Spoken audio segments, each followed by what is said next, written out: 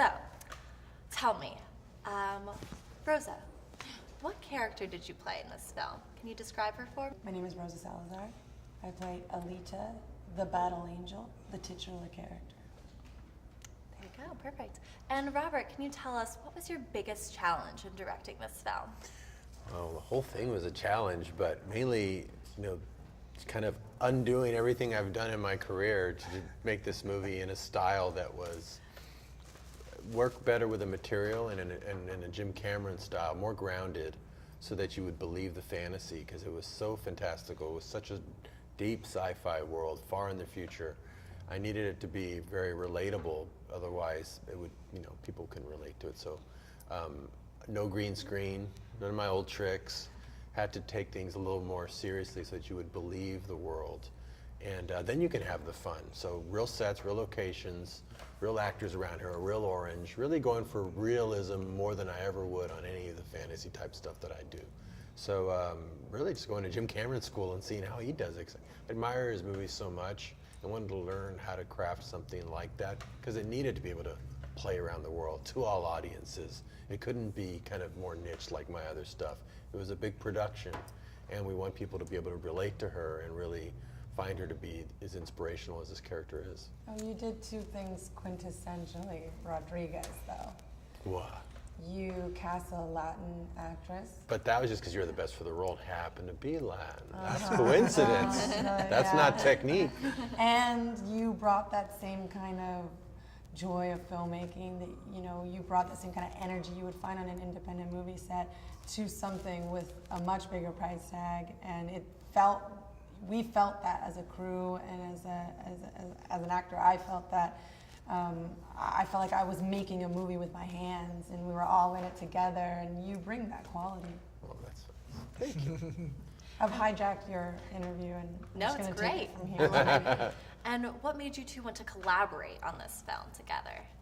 Well, look, Jim and I were, when we realized Jim Cameron wasn't direct Alita anymore, we needed to find the right director to partner with. We had talked to someone here and talked to someone there, until Jim had a social lunch with Robert Rodriguez. And number one, he was reminded of how much he admired Robert in that lunch, and he was reminded about how well they got along and how similar they saw things. And we said, wait a second, there's an idea here. Robert, are you interested? And then Robert didn't even just show his interest. He took Jim Cameron's script that was 186 pages, and he cut it down to a manageable length without losing any of the heart or the character that Jim had written in. And Jim, when he got back this 128-page script, was very skeptical. How did Robert do this? And he got to page 15, and he said, I know my favorite thing's gonna be cut out. Turns to page 16, it was there. He got to page 25, I said, I know he's gonna have to have cut out my next favorite thing. It was there. And Robert kept in everything that was important to us. And that just proved to us, and Jim has said to me, and he said to Robert, that from Jim's perspective, this has been the best collaboration he has had with another filmmaker. And speaking of the heart of the film, what do you hope audiences take away from this? I hope they feel something. I haven't seen one of these big, epic, sci-fi movies that have moved me in a long time, since actually Jim Cameron's films, since Robert Rodriguez's films. I haven't felt something.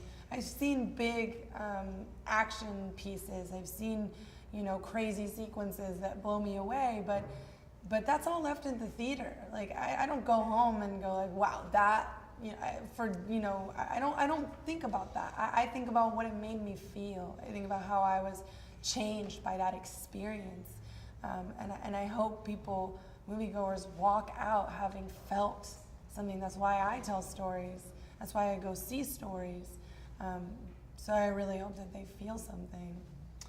I hope that moviegoers, when they leave the theater, say, this was something I had to see on the big screen. Not just because of the spectacle, but because at the center of it is a character that they find inspirational. Because Alita is relatable. She doesn't come into this world with superpowers. She looks inside of herself, and it's telling all of us we can do that same thing.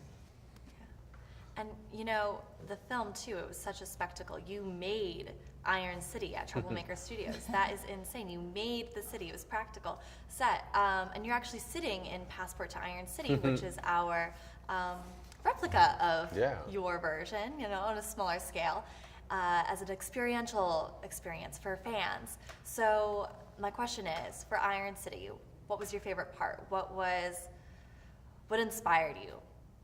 You know, just being able to have a real tangible, futuristic city that you could see, touch, tactile. It helps place it into a reality so people can feel like it's really there. So much of sci-fi films can kind of get lost in something that's unrelatable, and this needed to feel very real.